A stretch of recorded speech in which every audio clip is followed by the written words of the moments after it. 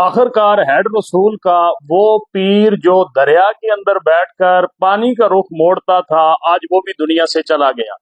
ये बहुत बड़ा मौका मिला है उन लोगों को कि जो अल्लाह के वलियों के खिलाफ तूफाने बदतमीजी बर्पा कर देते हैं। जब भी कोई ऐसी आफत आती है, मुसीबत आती है, सैलाब आता है, जलजले आते हैं, कहीं आग लगती है, तो उनका सबसे बड़ा सवाल ये होता है कि वहां पर इतने मज़ारात थे, वहां पर इतने अल्लाह के वलियों की कबूर थी।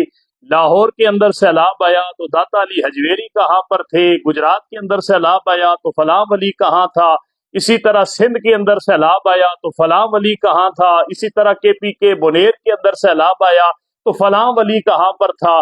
इन लोगों ने सैलाब को क्यों नहीं रोका? ये एक ऐसा सवाल है कि जो उन लोगों के जहनों के अंदर से पहले से मौजूद होता है, लेकिन उनको जहर उगलने का मौका मिल जाता है जब इस किस्म के मामलात पेश आते हैं।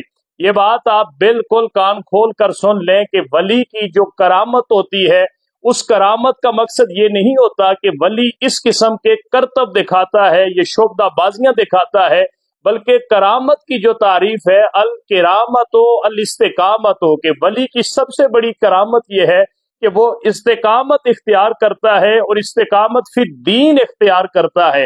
ये करामत की सबसे बड़ी तारीफ है। लेकिन इन लोगों के जो इतराजात उठते हैं और फिर उसको देखते ही देखते लोग वायरल करना शुरू कर देते हैं और नीचे कमेंट्स के अंदर जो है वो अपना इजहार और जहर उगलना शुरू कर देते हैं।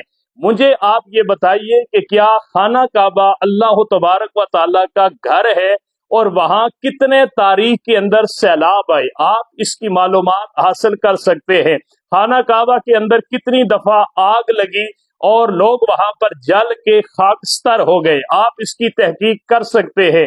खाना काबा के अंदर कितनी दफा वहां पर काम करते हुए जो है वो करैने गिरी, लोगों का नुकसान हुआ और जान की बाजी हार गए।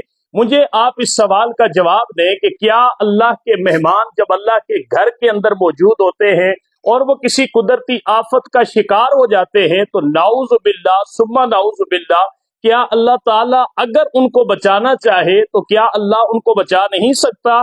इसी तरीका के साथ बहुत सारी ऐसी मसाजिद होती हैं कि जो सैलाब के अंदर सैलाब की लहरों की नजर हो जाती है। बहुत सारी मसाजिद ऐसी होती हैं कि जिनके अंदर जब वहां आग भड़कती है तो वो मसाजिद भी अल्लाह माफ करे जल कर जो है वो खाकस्तर हो जाती है, शहीद हो जाती है। इसी तरह कुरान हकीम अल्लाह तबारक व तआला की किताब है। कितने कुरान हकीम के नुस्खा जात ऐसे होते हैं कि जब इस किस्म के सैलाब, इस किस्म की आफत आती है तो वो कुरान करीम भी उस आफत की जद में आ जाते हैं। तो नाउज़ बिल्लाह, हम इस हवाले से मुसलमान होते हुए, कुरान पे एतकाद रखते हुए, क्या हम कुरान के बारे में इस किस्म की बातें कर सकते हैं? खाना काबा के अंदर अल्लाह के आए हुए मेहमान अगर वहां पर किसी आफत का शिकार हो जाते हैं तो क्या इस किस्म का हम सवाल वहां पर भी कर सकते हैं? ये ऐसी चीजें हैं कि जो सिर्फ और सिर्फ दीन के बारे में लोगों को मुतनफर करने के लिए मौकों की तलाश पर इंसान रहता है और इस किस्म का जहर उगलना शुरू कर देता है।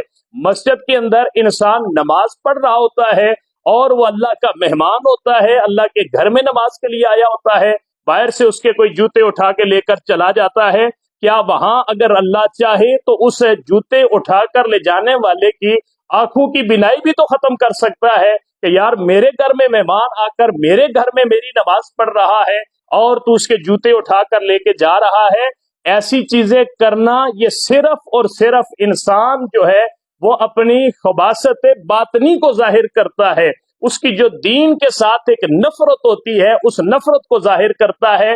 वरना इन चीजों के ऊपर सवाल बनते भी नहीं और इन चीजों का कोई जवाब देने का मकसद भी नहीं होता।